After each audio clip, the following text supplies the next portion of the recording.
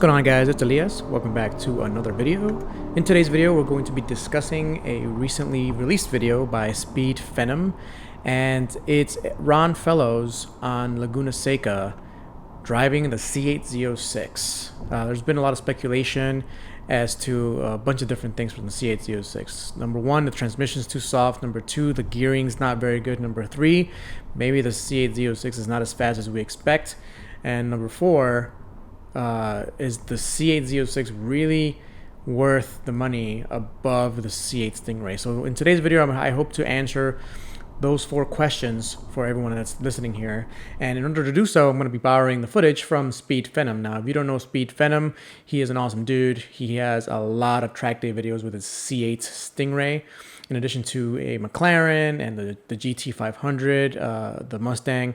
He's just an awesome all-around dude. He is going to be having one of the first C8 Z06s on YouTube. So if you haven't followed him yet, be sure to follow him on YouTube. Now we'll be using the footage that he has from Ron Fellows driving the Z06, as well as the footage that he's put up of himself driving at Laguna Seca, his C8 Stingray. He's a very good driver. Hope you go and follow him and check him out. But let's go ahead and take a look at the analysis.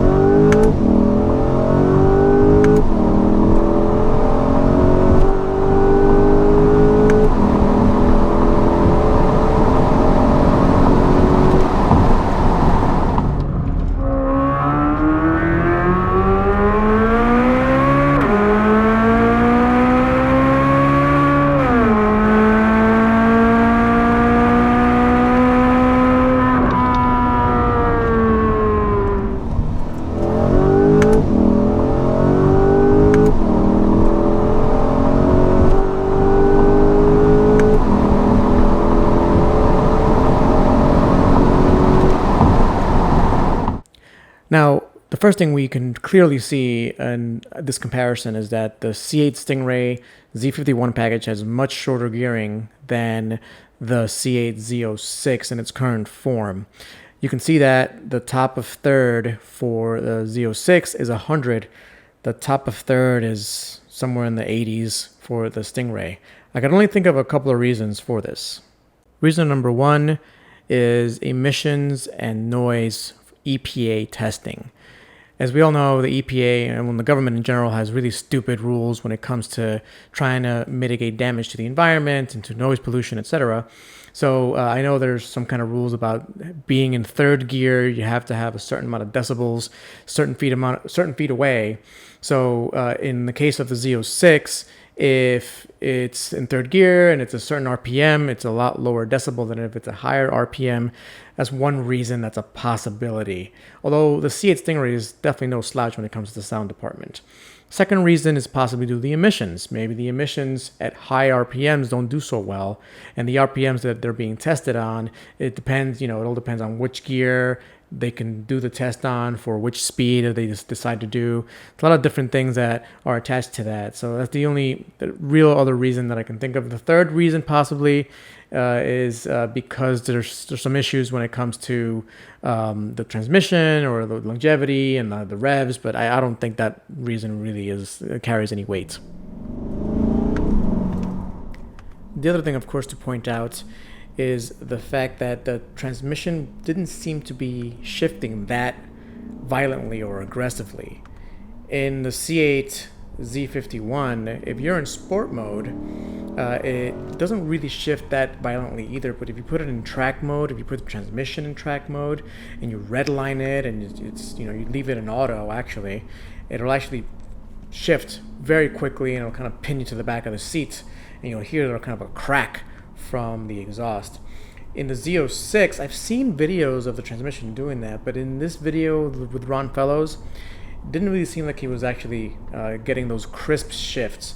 Now, the third to fourth shift that he did in this portion of the video, he didn't seem to be full throttle. Either he redlined third gear and didn't shift fast enough to get into fourth gear, and when the vehicle is slowing down, when the Corvette's slowing down, it slows down the shifts. Or it could be in sport mode instead of track mode, the transmission that is, which if you notice on the steering wheel, it's in Z mode, which is a customizable mode and not in full-on track mode as you would think it would be. So it could just be in Z mode with the less aggressive shifting, and maybe that's the way Ronfellow likes it. Honestly, for the best track times, you really kind of want it to be as smooth as possible. Maybe Ronfellow just enjoys his transmission to shift a little bit smoother than that violent shifts that you get from, you know, the C8 Stingray, and even the Camaro Z01s do the same thing.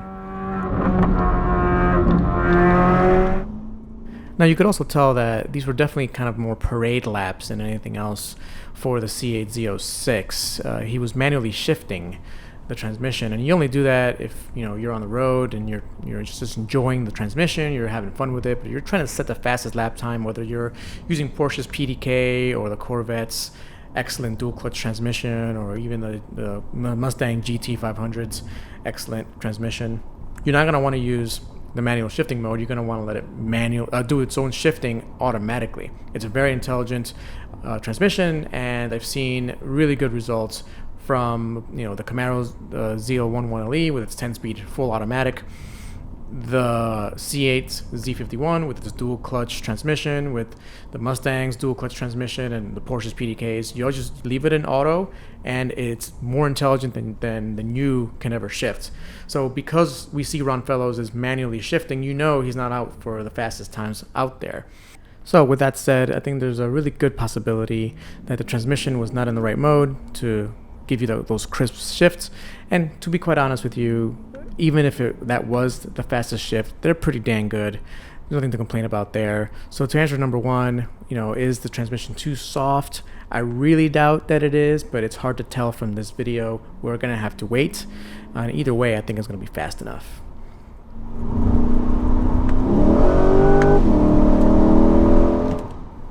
Now we kind of already covered the gearing being way too long on the Z06 earlier in the video, but to reiterate, yes, the C8 Z06's gearing is way too long. At the top of third, you're hitting 100 miles an hour. That's basically too much. I think it should be fourth gear hitting, the top of fourth gear should be hitting 100 miles an hour. They have the reasons for doing it. I'm sure it's due to government regulations. I'm not happy about it, but if you're looking for something to complain about in the Z06, it's definitely the longer gearing. I see in the future some people taking the final drive ratio from the C8 Stingray and sticking it into the Z06's transmission. Definitely has to be a change. Alright, let's go ahead and answer the speed question now. Is the Z06 significantly faster than the Stingray? Let's take a look. We're going to analyze Speed Phenom's Laguna Seca run in his C8 and the Z06's run with Ronfellows.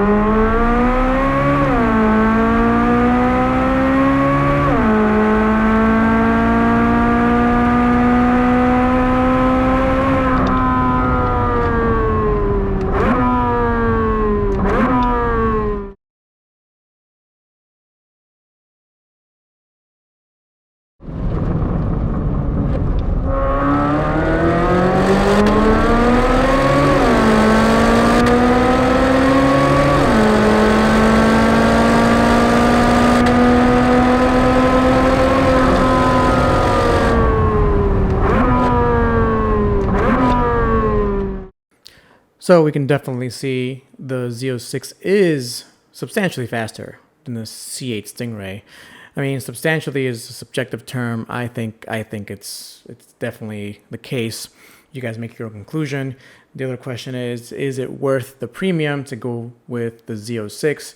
To me, the engine sound alone, the engineering that went into that engine alone tells me that yes, it's definitely worthwhile to me. You'll have to make that conclusion yourself. But for me, the engine is the most important aspect of any vehicle. And like in my S2000, you see me driving here, my favorite part of the S2000 experience is revving that engine up to 9,000 RPMs, hearing it sing and just enjoying the sounds and engineering that went into making such a high revving, high power per liter engine. Let's listen to it.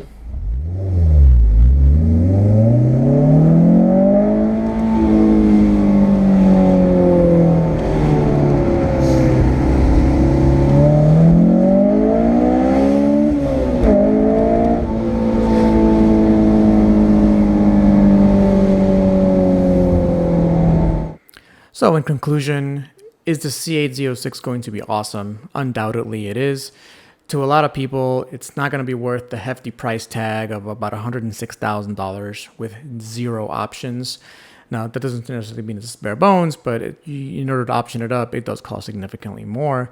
And when you can get the C8 Stingray Z51 for around $70,000 to $75,000, that's a big price difference to go for a high revving V8 engine.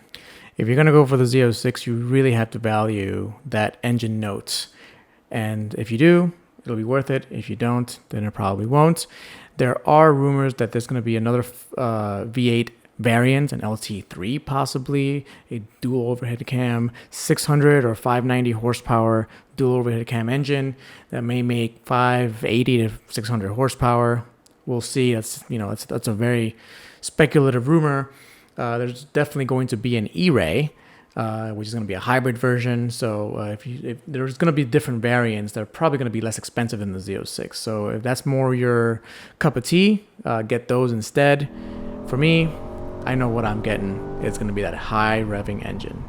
Thanks for watching, guys. And I really want to give another shout out to Speed Venom. Thanks for being able to film there. And I'm not a special YouTuber. I don't have any special badge or media badges. I do get invited to a few events here and there, but I'm not big enough to be invited by General Motors to a C8 Z06 events. If you think that I should be invited, be sure to hit that subscribe button, hit that like button.